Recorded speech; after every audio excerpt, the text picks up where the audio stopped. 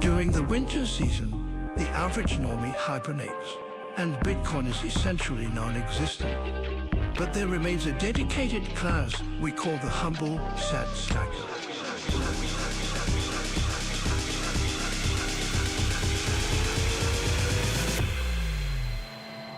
Stay humble and we'll stack that sets. We'll stack that. So turn up the pressure and we'll turn up the hash. Turn up. Turn up. Stay humble and we'll stack that sets. We'll stack that. So turn up the pressure and we'll turn up the hash. Turn up. Bitch me humble.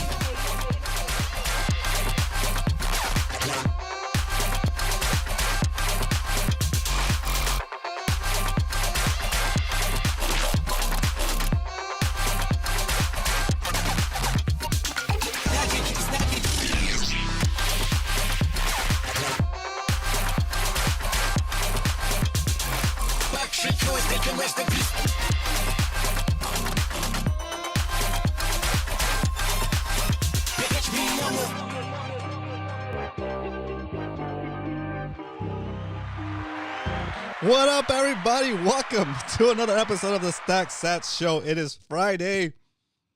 It's a good day. It's all good. Man, Bitcoin's right there, still about 62,500. It's getting momentum. It's getting power before it probably rockets off again. Who knows what'll happen over the weekend? But we're here. We're stacking. Welcome. Round of applause from the live studio audience for Johnny Midas in the house. What up, Johnny? First comment of the evening, first comment of the day goes to Johnny Midas. Happy Friday to you too, sir. All right. So today we're going to be talking about Bitcoin and maximalism. And dang it, guys. I'm to the point where, I don't know, I think I just drank too much orange Kool-Aid, you know?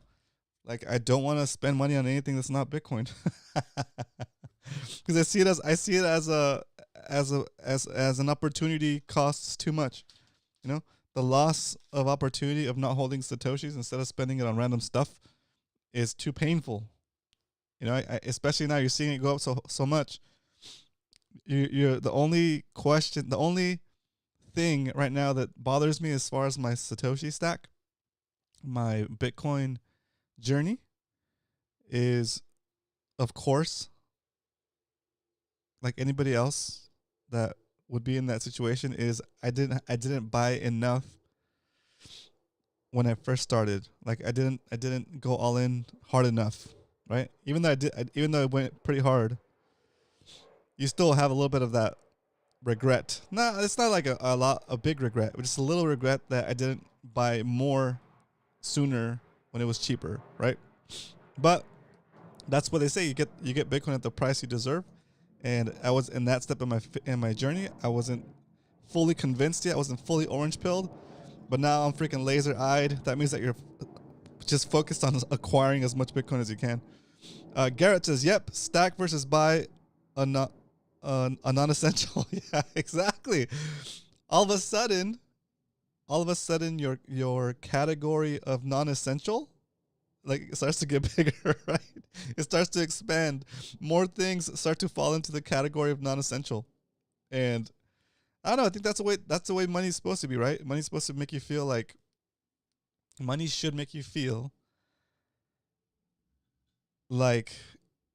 you're choosing for something better in the future, or you're going to spend it now, right? It's that whole like psychological test I do for kids, like to see how if they're going to be successful in life.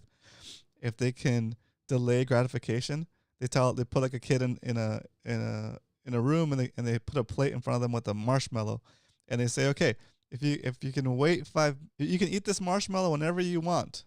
Okay, nobody's gonna get. Nope, you won't be in trouble. You can eat it if you want to. You can eat this marshmallow, but if you can wait 5 minutes, and I'll give you another marshmallow, so you'll have 2 marshmallows, right? And so the kids that waited the 5 minutes and delayed the gratification of the marshmallow and got 2 marshmallows, like they tracked them down, they followed them through the span of their life. And the kids that were able to resist the temptation of eating that 1 marshmallow and waiting for the 2 marshmallows, just 5 minutes, were like way more successful in life, right? And so the way that the money system works now, in that example, your marshmallow is shrinking as you're waiting for the 5 minutes, right? So take that same test. You put a marshmallow in front of a kid or a person and say, okay, you can have this marshmallow right now, whenever you want, or I'll give you 2 marshmallows if you can wait 5 minutes. Okay, now let's take that same example and let's expand it into something more realistic. Like, hey, if you save in your 401k, right, for 30 years, in 30 years, it's going to grow so much that you'll be able to retire and live off of that.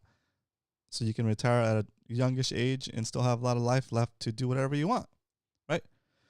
But what they didn't tell you is that marshmallow / 401k, even though it looks like it's growing, it's in fact shrinking. But you can't tell it's shrinking because you see that the monetary units of that 401k are going up, but they're not going up as fast as the money supply is going. So you're actually losing money. It just looks like you're gaining money, right? So now you've gone through, you did the right thing, and you saved in your 401k, and now you're expecting the big double marshmallow at the end, and that double marshmallow is a little tiny marshmallow, right? Little tiny. It's like you went from a jumbo marshmallow at the beginning to 2 little hot cocoa marshmallows, right? Hey, what are you complaining about? You got 2 marshmallows. You started with 1, and now you have 2. What are you complaining about, right? So that's what they're doing. That's the mechanism they're using to keep you poor, to keep you working your whole life. Okay, so go back to the kids experiment.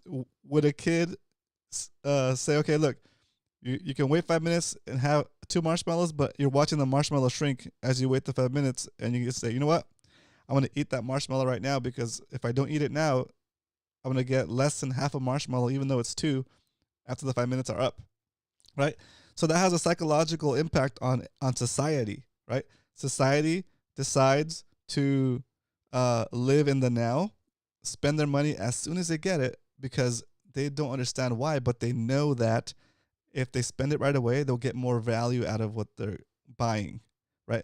Then they just, some people don't understand the concept of inflation. They know the word, they've heard the word inflation, but they don't understand how it works.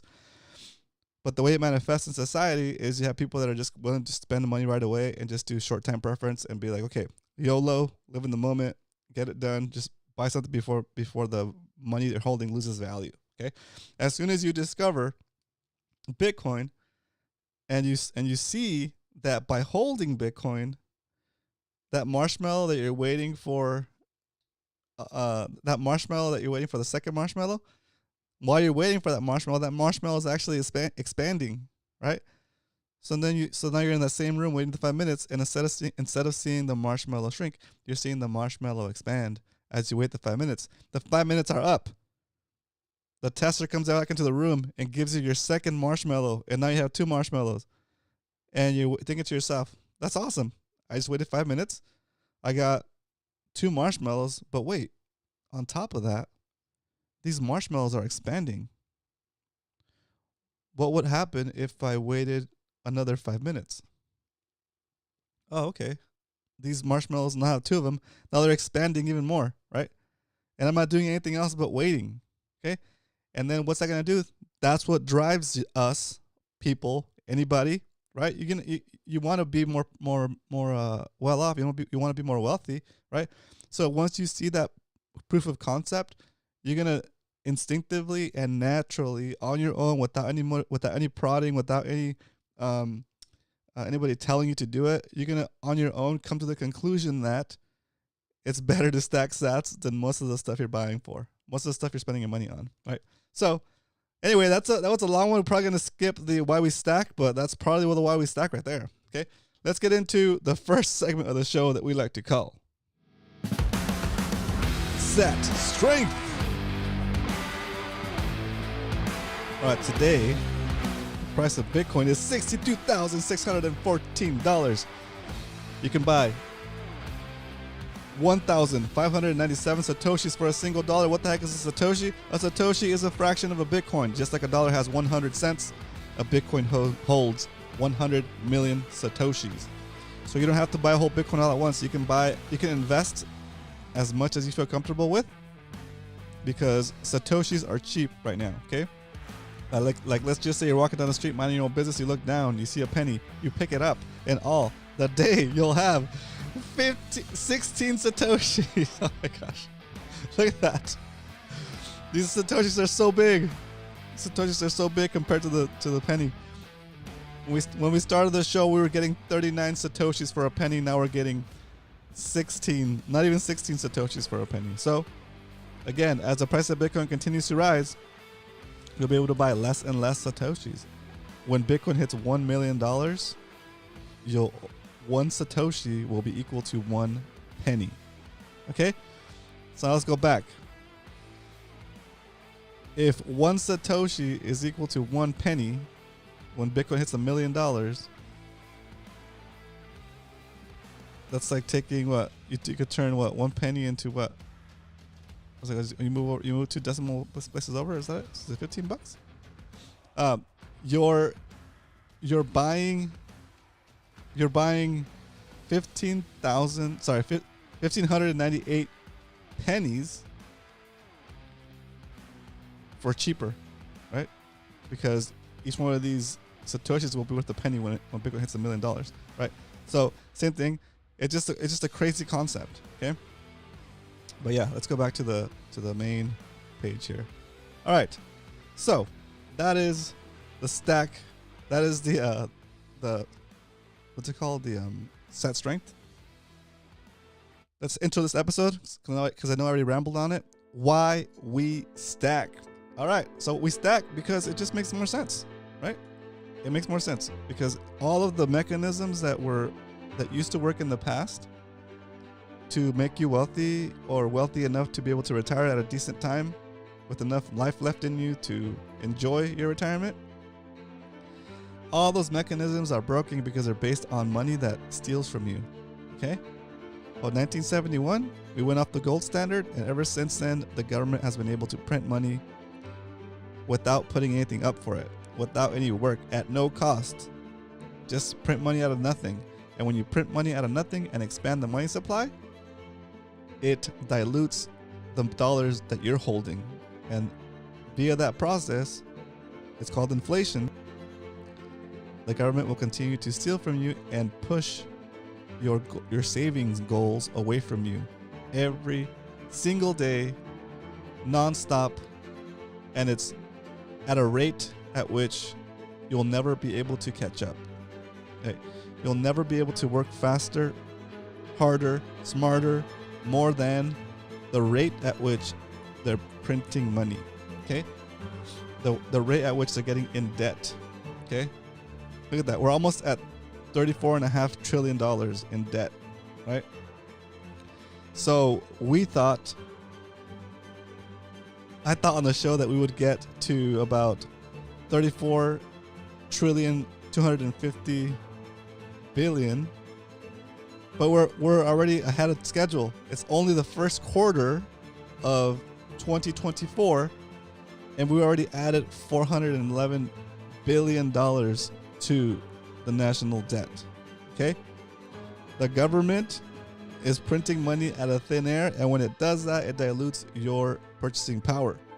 Okay? It's doing that with or without your permission, and it doesn't matter who you vote for, Republican, Democrat, or other.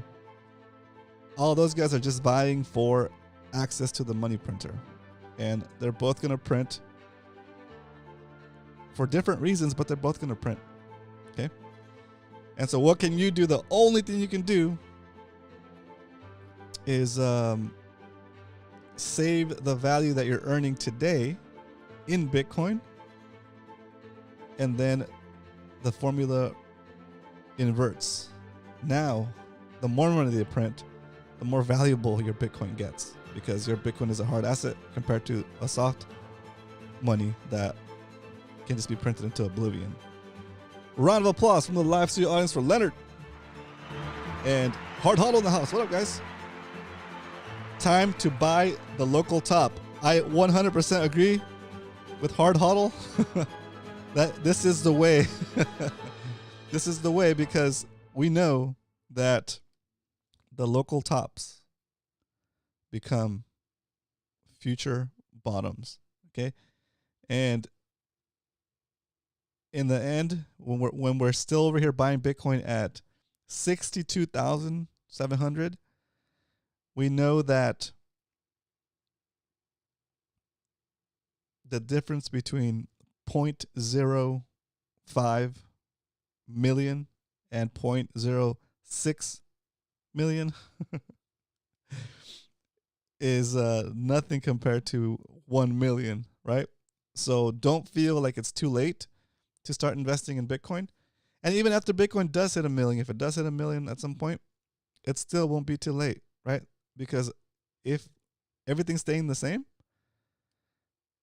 and inflation staying the same and the government policy staying the same, it's not going to matter. We're still going to have the same problem. So there's really no good time to sell, right? It's no good time to sell. What's going to end up happening is your holdings of Bitcoin are going to get so valuable that you'll be able to take loans against it as collateral in whatever currency we end up using after the dollar dies. The dollar could die, I don't know, maybe in another 200 years, then we won't be around, but your Bitcoin will always be valuable, right? What up, Aaron? No, I'm not going to call you Aaron. What up, Carl? Let's go. Welcome to the stream. Thanks for tuning in. Round of applause from the live studio audience for Carl. Let's go. Yesterday I signed off when we had like 11 concurrent viewers, guys. I was super stoked. I didn't realize it until I hit the stop button. And if I would have known. Anyway, so let's jump in to Stack Recap, because we don't only purchase Bitcoin here. Sorry, we don't only talk about buying Bitcoin, we buy Bitcoin every Monday through Friday. 12:30 p.m. Pacific Standard Time, 3:30 Eastern. Join us, invite your friends. This is a show dedicated to the beginners out there, the people that are just starting to explore Bitcoin, the people that shouldn't be buying those dumb ETFs. Buy the real Bitcoin, self-custody it, and we can walk you through it. I can give you some advice. You can ask questions. There's no such thing as a bad question when it comes to Bitcoin. Let me help you on your Bitcoin journey. It's for the best. And yeah, let's keep it rolling.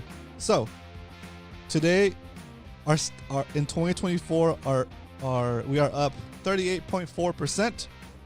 Pretty good. It's pretty good. Carl, do you know what percentage you're up without telling us how much Bitcoin you have, without telling us how many stats you're stacking? Do you know the percentage gains you have right now? Because I know Carl started with this like at the beginning of the show. So let's check out the cumulative stack for the whole show. And man, Carl, I hope you started when we started the show, because geez, you're up about almost 80%, dude. Right? So that's pretty wild. I'm not sure. I think Hard Hodl has been in Bitcoin since before me. So, oh, what up, BTC Moon Guy in the house? Let's go. Welcome, BTC Moon Guy. All right. So the cumulative stack for the whole show, we are up about 76%, which is fantastic. And again, we're not flexing on the numbers. Oh my gosh, we're not flexing on the numbers here. We're just trying to convey that it can be done a little bit at a time. You don't need to do a lot, right? And yeah, it's better if you do a big dump today or soon if you do a big buy, because ETFs are going crazy and there's more likelihood of it going up now, right? But if you can't do it, you can't do it. It's okay. Continue to DCA and just DCA the whole way. It doesn't matter. Just DCA and Make it through a couple of cycles and you'll be just fine. Okay. Happy Friday, Carl. Thanks for doing that. Okay. So that said, today we're going to buy $20 worth of Bitcoin. It's $20. It's at 62,000 and our average buy is at 46,000 at this point. So we're going to buy a single stack. So now there's only one thing left to do, and that is it's time to stack some sats.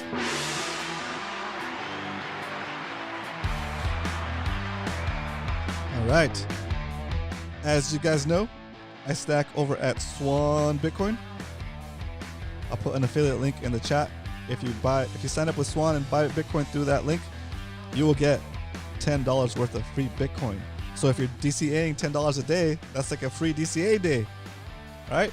So we're doing 20, and we're gonna buy $20 worth of Bitcoin. Let me get this preview here. All right. Try to see how many sats we're gonna get. Come on. So what? It's so crazy.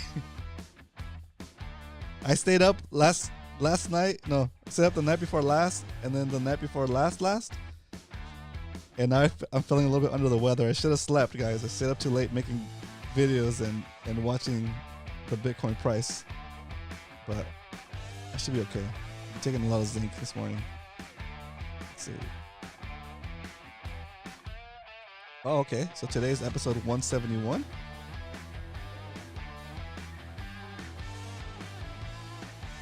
Okay, there it is. All right, here we go. Coming back to the screen.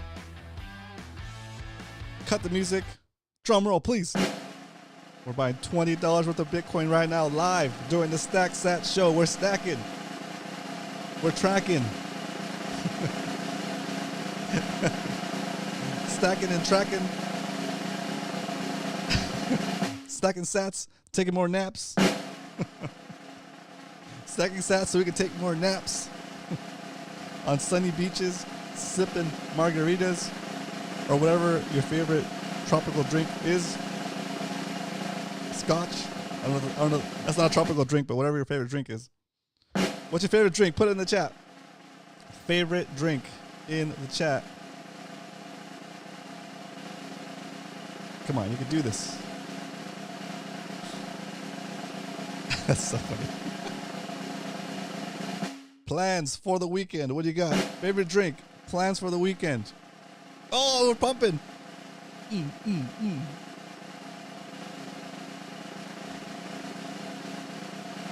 Oh, good. Oh, we're pumping.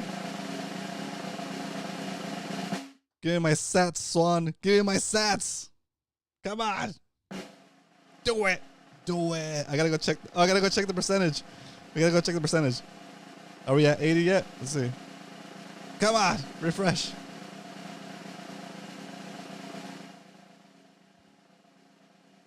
Oh my gosh! All right, what's gonna let us sit there? We're gonna call it purchased. So we can play some of this music. Oh yeah, Bitcoin's pumping right now a little bit. A baby pump to the average daily range. We hit 62,979. 989. Oh, it's trying to get to 63,000. Let's go, baby. Come on. Come on. All the shorts right now are dying. Oh, there it goes. Did I get it? Oh my gosh. It's trying to. It's trying to. All right. While the market starts a baby pump, we're going to update the spreadsheet. Update the spreadsheet. Sorry, guys. Shout out to Mr. Android in the house. What up, Mr. Android? Welcome. Happy Friday, sir. Happy Friday to everybody. Just like that. We're stacking sats. Oh, yeah, it's March 1st. Happy March, guys. Happy beginning of the month.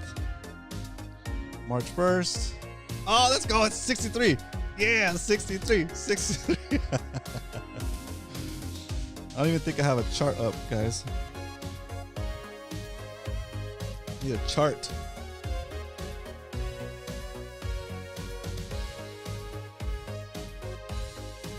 Oh, we need a chart to watch this pump. I want to bring up a chart. Give me a second, guys. It's too exciting not to do it. Not to do it.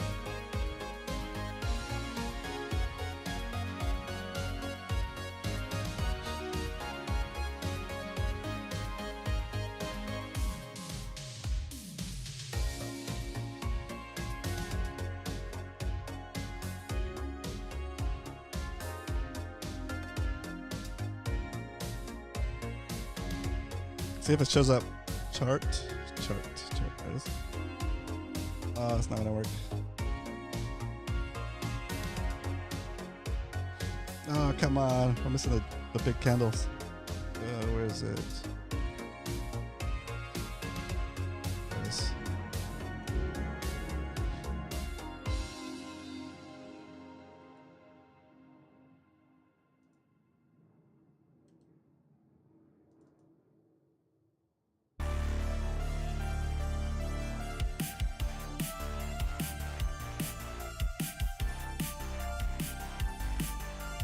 Okay.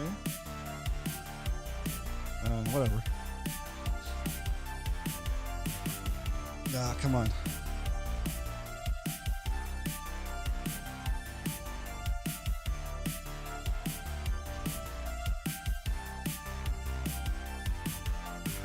Alright, I spent too much time on that. Forget it. Oh, I'm gonna black screen the whole time? Sorry about that, guys. Yeah, I was gonna try to show you guys a chart, but I removed it. Oh my god, 63,234. We're pumping for sure. All right, let me I know how I can do it. We can do it this way. Yeah, let's do it this way. Aha, I figured it out. Boom, let's go.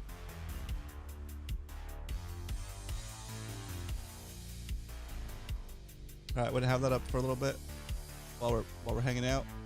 This is not TA or financial advice. It is just hype. It is just sharing the stoke of green candle mayhem. Green candles are fun. Yay, 63,000. Pretty good. It's pretty good. This camera on here. Hey, there I am. Okay, while we're watching the chart go crazy, let's put it on the minute chart to make it more dramatic. A minute, 1 minute chart. Look at a new candle every minute. While that's happening, I'm gonna finish updating the chart, and then I'll show you guys the final results for today's purchase.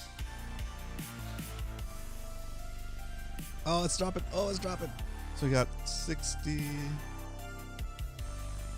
We bought at 62,871. 62,871.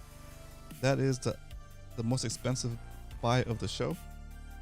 $20 worth of Bitcoin, and we got 0.000319493 Bitcoin. And that is, oops.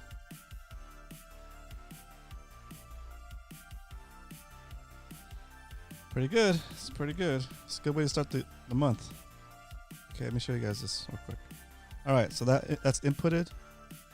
And now we're at 3.3 million Satoshis for the year, up 38%. And for the whole show, we are at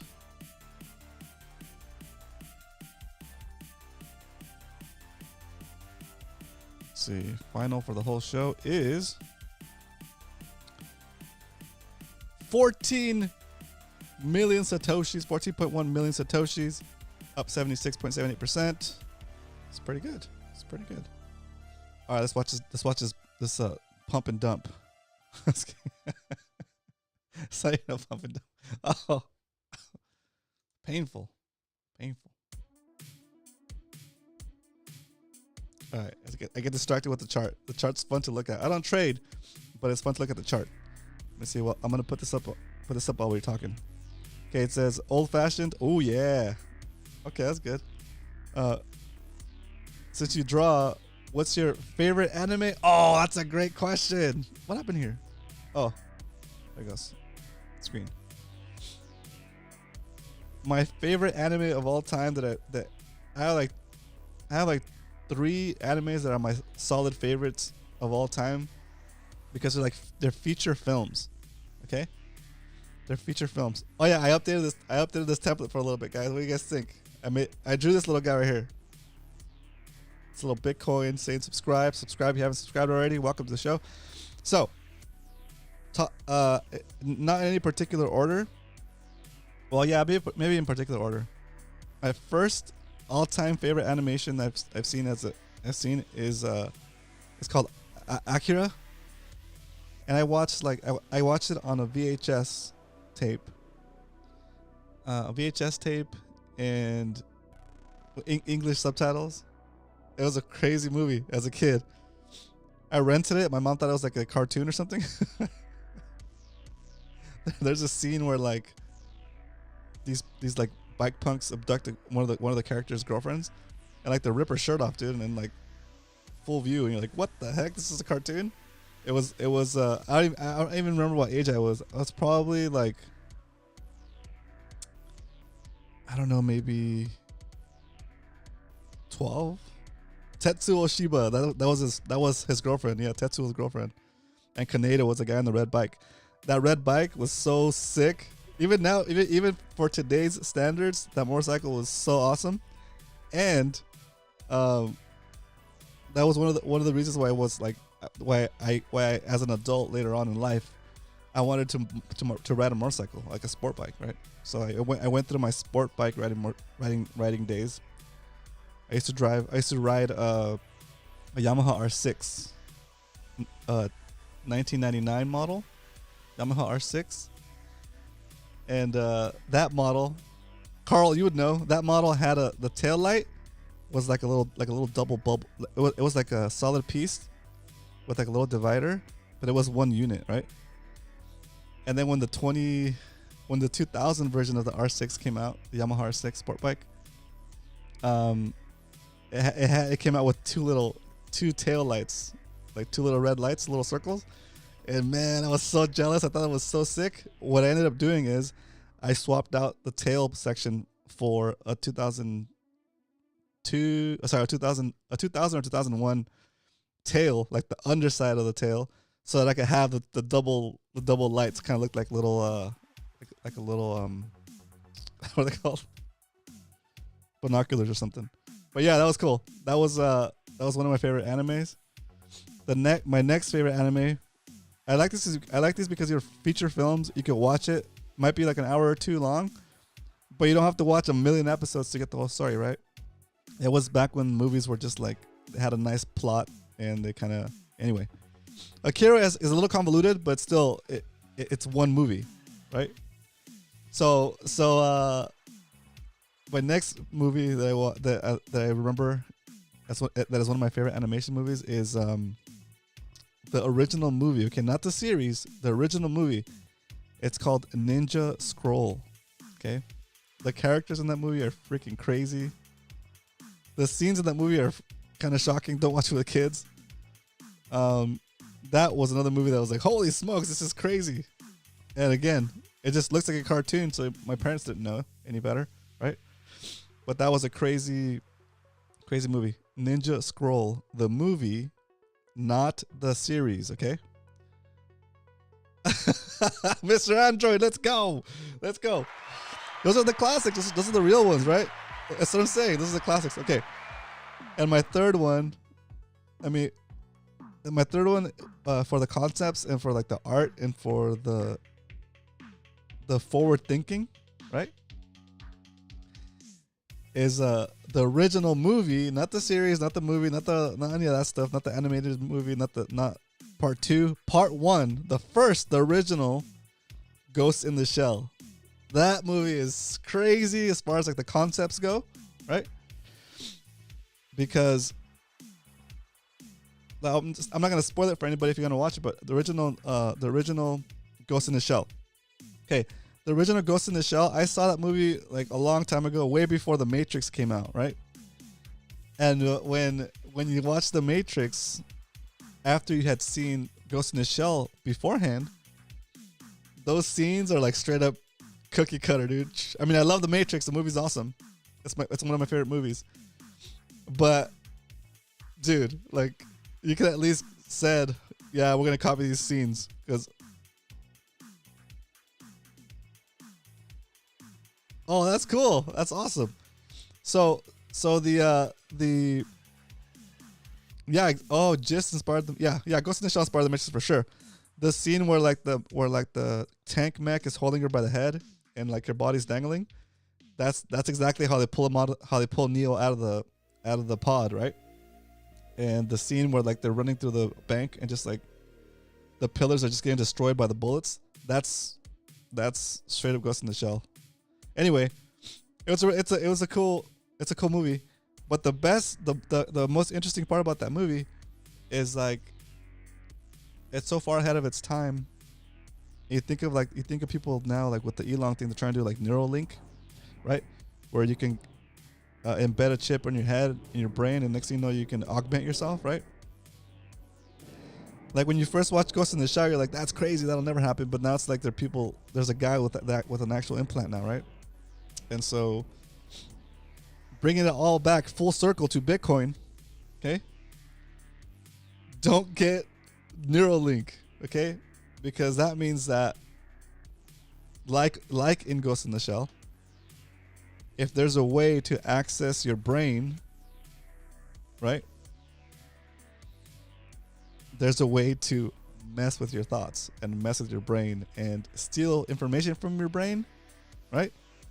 Or even worse, they steal information from your brain, steal ideas from your brain, steal your seed phrase from your brain. So you can't do Neuralink if you're gonna be a Bitcoiner. Sorry, just kidding. You gotta trust that Elon's not gonna jack your seed phrase, or that somebody that has access to the Neuralink admin side or whatever, the admin version of it, won't go into your mind and program you to do things like they do in Ghost in the Shell, right? You can basically get mind hacked, right? And at that point, it's game over, right? Because what are you but a sack of meat without your thoughts, right? Like if somebody can go into your brain, wipe your brain, and give you a whole different personality, a whole different ideas, and a whole different mission, what are you, right? Would you back up your thoughts somewhere? Anyway, so Ghost in the Shell, it's a crazy movie. Check it out. The original movie. Don't watch the series, the animated this, or even part 2. Just watch the first one. Those 3 movies are pretty fun. Anyway, great question for a Saturday, dude. That was awesome. Yeah. But those movies are crazy. Those movies are crazy. Anyway. Yeah. That's it. Those are the ones. All right, so Bitcoin came back down to 62,000. Where is it? Screen. 62,000. See, it could have been a trap, right? Like somebody could have been sitting here waiting to buy on the way up, thinking like, okay, once it goes up, I'm gonna buy because I'm gonna assume it's gonna keep going up forever, and it doesn't, and then it kind of just goes whoop, gets your buy, and comes back down. Now you're trapped in there. Now what they're gonna try to do is try to scare that guy who bought up here by lowering it, and then lowering it again, and then lowering it again, and the person that bought up here, if he's got like weak hands, or if he's betting with leverage, he's gonna get blown out of his position, and he's gonna take that loss all the way from here to wherever they stop. So minus 1%, minus 2%, right? And they might even do it just as fast. They might just go like, okay, or say somebody buys here and says, okay, I'm gonna buy here right now, but if it goes below here, I'm out. So I'm buying here, I'm putting my stop loss right here, and what the market maker will do, they'll come over, they'll go all the way down, hit his stop loss, and come back up, and then go up. Get wrecked, traders. Just kidding. Just kidding. The only reason I'm sharing that is because to show you guys that trading is not the way. Trading is a way for them to take your bitcoins. Okay, or the Matrix copy them big time. Yeah, the Matrix copy the big time, but it's still, both movies are still great. Awesome picks. They have. Oh, awesome. And then as far as like series goes, I watched most of the Robotech Macross ones. Those were fun too. But those are more series. Those take a longer time. Watched the whole Naruto series with my kids. Watched the whole Death Note series with my kids. That one's cool. That one's like super plot twist. The Notebook or the Death Note. And then right now we're making our way through One Piece. Man, that's a lot of episodes. Oh yeah, we also watched Attack on Titan. We also watched Dragon Ball. We love Dragon Ball. Yeah, it's pretty cool. Haven't seen Evangelion yet. I haven't seen Evangelion. I'll start watching that on my own. That's pretty good. All right, so the Sword of the Stranger, huh? Okay, hold on. I'm gonna write that one down. Sword of the Stranger sounds like it's up my vibe. It's like my style, dude. It's a movie. It's a movie type.